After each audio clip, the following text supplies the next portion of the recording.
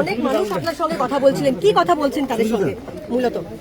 মূলত নারী নির্যাতন এবং চাকরি চুরি ভয়ঙ্কর ভাবে এই নির্বাচনে এফেক্ট করেছে। আর হিন্দুদের উপর অত্যাচার। একটা মহিলা বাড়ি থেকে ছুটে আসছে, কাঁদছে, বলছে হিন্দুদের আপনি বাঁচান, এরা যদি জিতে আসে আমাদের সকলের অবস্থা হরগোবিন্দ দাস চন্দন দাস করবে। আর আরেকজন মাতা তিনি বললেন আমি ভোট দিতে যাচ্ছি দিদিকে সবক শিখাতে, ওনাকে উচিত শিক্ষা দিতে আমি ভোট দিতে যাচ্ছি। আর যুবকদের মধ্যে ভীষণ রিয়াকশন, 26,000 চাকরি চুরি, পশ্চিমবঙ্গে চাকরি নেই, এই ইস্যুতে ভোট করছে। আমি আপনাকে বলছি এত হিউজ অ্যান্টি ইনকামবেন্সি, 11-র ভোটেও আমি পরিবর্তনের পক্ষে ছিলাম সিপিএম এর বিরুদ্ধে, আমি 11-র ভোটেও এইরকম প্রতিষ্ঠান বিরোধিতা দেখিনি। কোনো কথা বলার দরকার নেই, everybody are ready to cast their vote in favour of lotus.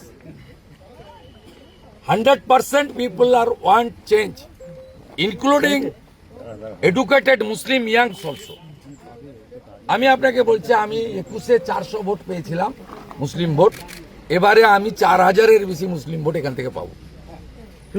সব গুন্ডাদের বোতলবন্দি করেছে সিআরপিআর ইলেকশন কমিশন। আপনি খনি গুন্ডা শাহউদ্দিন সুফিয়ান, আলরাজি শামসুল, এদের কাউকে রাস্তায় পাবেন না, একটা কেউ রাস্তায় পাবেন না, সব বোতলবন্দি করে দিয়েছে ইলেকশন কমিশন।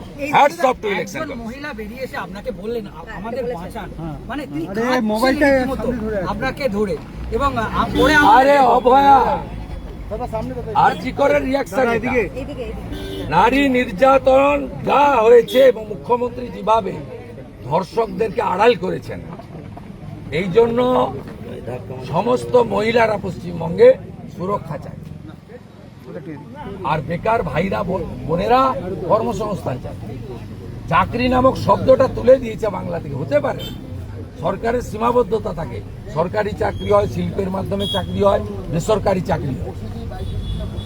উনি চাকরি শব্দটা তো তুলে দিয়ে ভাতা বসিয়ে দিয়েছে।